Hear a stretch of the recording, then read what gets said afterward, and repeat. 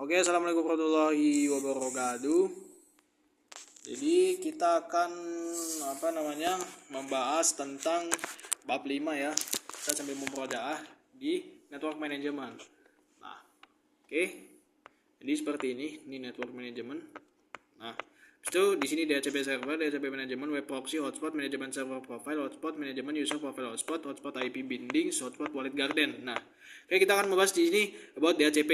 Nah, DHCP atau Dynamic Host Configuration Protocol adalah sebuah protokol yang berfungsi untuk memudahkan dalam memberikan IP address kepada setiap klien dalam suatu jaringan. Protokol ini bekerja dengan cara memberikan IP address secara otomatis kepada klien yang berada pada network tertentu. Nah, oke, dalam prosesnya itu ada 3 DHCP. Nah, habis itu DHCP server, DHCP relay, DHCP client. Nah, oke.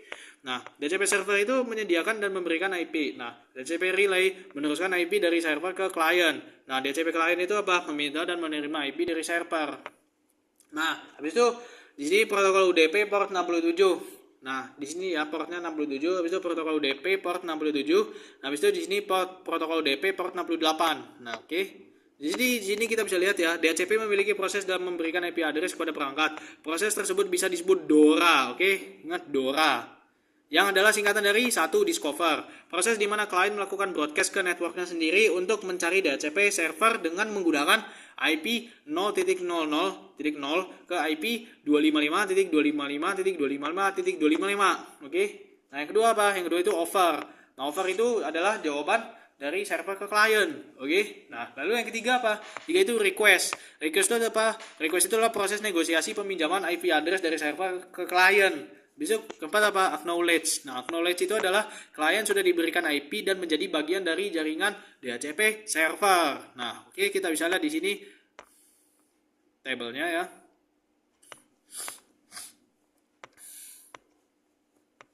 Nah, oke. Di sini kita masuk ke lab 30 DHCP server. Nah, oke. Di sini kita akan mencoba membuat DHCP server pada mikrotik yang mana nantinya DHCP server ini akan menjadi yang bertugas dalam memberikan IP address untuk setiap klien pada jaringan miliknya. Karena kita telah berganti bab lagi, maka di sini saran saya routernya bisa di reset no default configuration saja. Nah, tujuan resetnya apa? Agar router ingat kembali serta tidak memiliki konfigurasi-konfigurasi yang bisa mengganggu konfigurasi kita pada bab ini. Nah, nanti kalau konfigurasi sebelumnya masih ada, takutnya malah bikin ribet. Oke, kita bisa lihat di sini no default configuration, di sini reset configuration.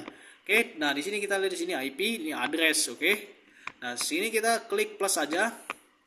Nah, habis itu di sini new address-nya 192.168.22.1/24. Nah, interface-nya apa? Interface-nya itu Ether 2, oke. Nah, habis itu selanjutnya apa? Lalu di langkah selanjutnya inilah kita akan mulai membuat DHCP server. Nah, untuk membuat DHCP server kita bisa menggunakan fitur DHCP setup. Langsung saja kita mulai pada menu IP DHCP server, masuk di tab DHCP, klik DHCP setup. Nah, habis itu sini IP, habis itu DHCP server, nah di sini DHCP, habis itu DHCP setup. Oke. Nah, kayak gini. Nah, di sini kita akan mengatur berbagai hal yang dibutuhkan agar sebuah server DHCP bisa berdiri. Winbox akan mulai menanyakan berbagai ketentuan yang diperlukan untuk aktifnya DHCP server ini. Oke. Pertanyaan pertama dimulai daripada interface mana DHCP ingin dipasang.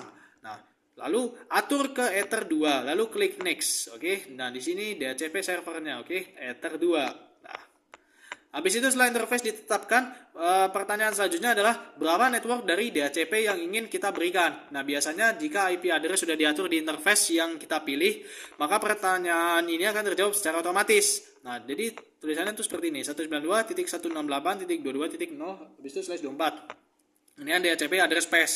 Nah, habis itu yang ketiga berlanjut ke pertanyaan selanjutnya, yaitu kita ditanya address berapa yang akan menjadi IP gateway yang diberikan ke klien DHCP.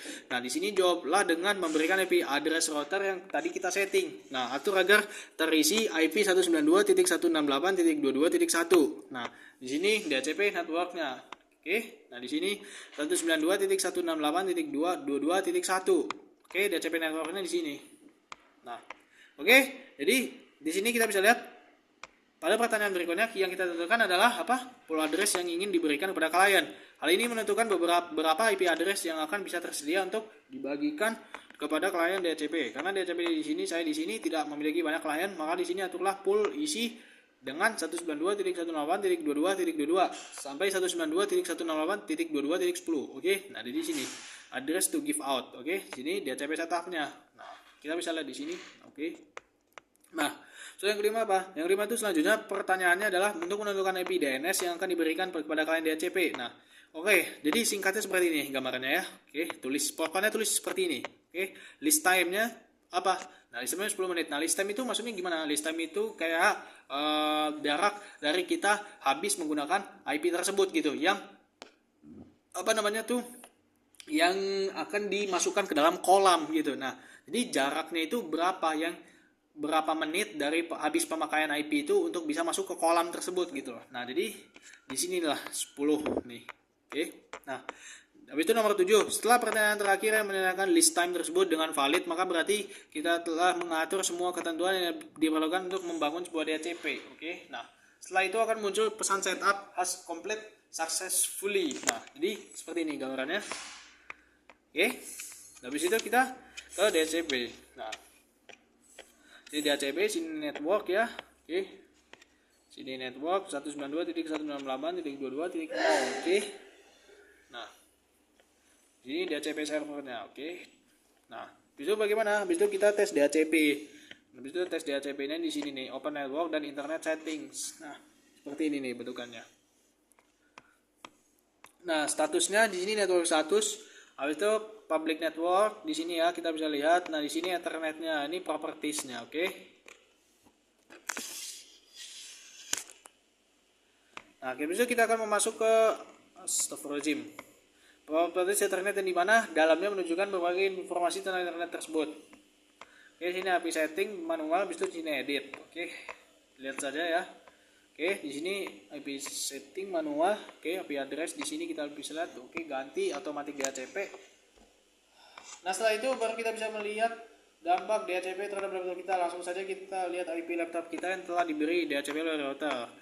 Nah, di sini IP 4 itu privatnya ya. IP 4 DNS servernya sini 8.8.8.8, habis itu 8.8.4.4. Oke, di sini 192.168.22.10. Oke. Nah, oke, langsung saja masuk ke lab 31 make static DHCP server. Nah, umumnya DHCP akan memberikan IP address teracak. IP address yang diberikan oleh DHCP server tidak menentu dari waktu ke waktu. Misalkan hari ini klien A mendapatkan IP 192.168.10.A. Namun besoknya ketika klien A terhubung kembali, dia mendapat IP 192.168.10.F.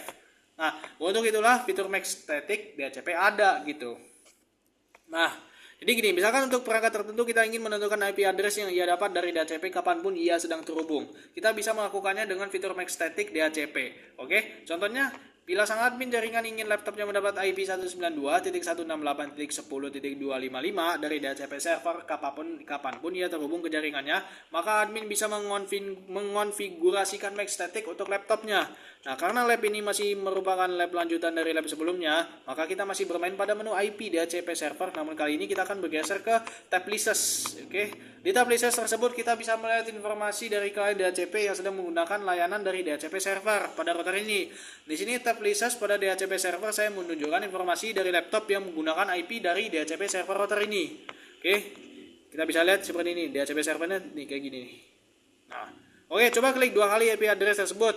Nah, habis itu keluar seperti ini. Ini ada make static. Nah, habis itu di sini ada DHCP list. Nah, habis itu sini satu di sini ada user search make address, di sini Nah, habis itu kita bisa lihat di sini propertinya IPv4 address 192.168.22.123. Jadi seperti ini ya.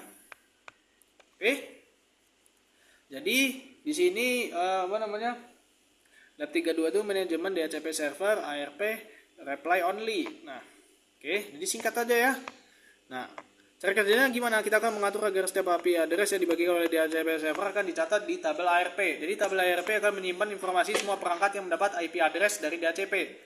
Itu yang pertama. Yang kedua tuh lalu selanjutnya kita atur agar interface yang mengarah ke klien hanya menerima perangkat yang terdaftar di tabel ARP. Habis itu yang ketiga apa? Yang ketiga tuh hasilnya router tidak akan menerima perangkat yang terhubung ke jaringan menggunakan IP static.